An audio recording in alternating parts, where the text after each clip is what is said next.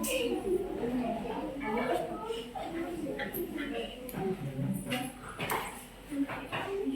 Busy ରହିଲେ ବି କଲଟା ତ at least ଉଠେଇ ପାରିବ ନା।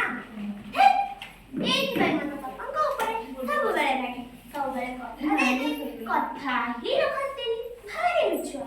ଆଉ ମୋ ମମି ସେ କଣ କମ ମିଛୁଆ ନା କଣ, ସିଏ ବି ବହୁତ ବଡ ମିଛୁଆ। ଏଇଥିର ମତେ କହୁଥିଲା ମୋ ବାପା କୁଆଡେ କାଲି ମୋ ବର୍ଥଡେରେ ନିଶ୍ଚୟ ଆସିବେ, କେଜାଣି ସତ ୟା ମିଛ। ହେଲେ କାଲି ମୋ ବାପା ଆସିଲେ ବହୁତ ମଜା ହବ ନା। ମୋ ମମି ମୋ ବାପା ଦୁଇ ଜଣ ମୋ ବର୍ଥଡେରେ ରହିବେ। ୱାହ, କାଲି ବହୁତ ମଜା ହବ। ମୋ ସାଙ୍ଗସାଥି ମାନେ ତାଙ୍କ ବର୍ଥଡେରେ ଫଟୋ କ୍ଲିକ୍ କରି ଫେସବୁକ୍, ଇନଷ୍ଟା, ହ୍ୱାଟ୍ସଆପ୍ ସବୁରେ ସେୟାର କରନ୍ତି। ହେଲେ ମୁଁ କରିପାରେନି, କାହିଁକି ନା ମୋ ବର୍ଥଡେ ଫଟୋରେ ମୋ ବାପା ନଥାନ୍ତି ନା। ହେଲେ କଣ ପାଇଁ ନଥାନ୍ତି? ମୁଁ ତ କହିବାକୁ ହିଁ ଭୁଲିଗଲି। ମୋ ବାପା ଜଣେ ଫୌଜି, ସେଥିପାଇଁ ସବୁବେଳେ ଆସିବେ ବୋଲି କହନ୍ତି, ହେଲେ କେବେ ହେଲେ ଆସନ୍ତିନି। ହେଲେ ଏଇଥର ସେ ପକ୍କା ଆସିବେ।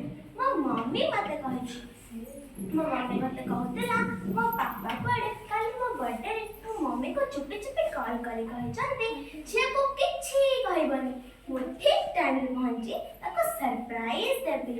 ହେଲେ ମୋ ମମି ତା ପଟରେ କଣ କଥା ରୁହେ, ମତେ ସବୁ କହିଦେଲା।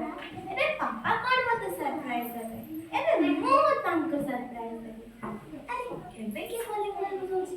ପାପା ଆସିଲେ ନା କଣ? ଓହୋ, ପାପା ଆସିଲେ। ପାପା, ଆରେ ଆରେ ଆରେ, ଆପଣମାନେ ସମସ୍ତେ କିଏ? ଆମ ପାପାଙ୍କୁ ଏ ବକ୍ସରେ କାହିଁକି ରଖିଛନ୍ତି? ମମି ମମି ଜଲ୍ଦି ଜଲ୍ଦି ଆ, ପାପା ଆସିଲେ, ଜଲ୍ଦି ଜଲ୍ଦି ଆ। ଆରେ ତୁ କାନ୍ଦୁଛୁ କଣ ପାଇଁ? ପାପା ଆସିଲେ ପରା, ଖୁସି ସମୟରେ ତୁ କାନ୍ଦୁଛୁ।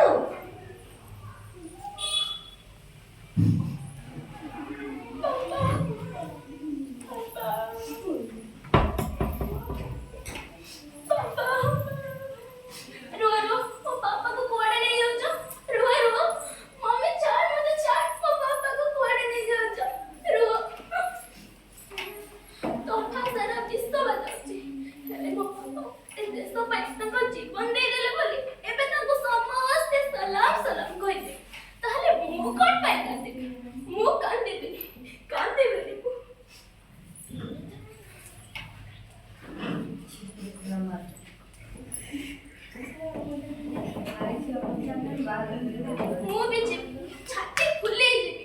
ମୋ ବାପା ତାଙ୍କ କାମକୁ ଯୋଉଠି ଅଧାରେ ଛାଡ଼ି ଯାଇଛନ୍ତି, ମୁଁ ତାଙ୍କ କାମକୁ ପୁରା କରିବି। ମୁଁ ଫୌଜି, ଫୌଜି। ଆଉ ଏ ଦେଶ ଉପରେ ଯେ ଆଖି ଉଠେଇ ଦେଖିବ ନା, ତା ଆଖି ଦୁଇଟାକୁ ମୁଁ ଟାଣି ଆଣିବି। ଆଉ ଛାତି ଫୁଲେଇ କହିବି ଯେ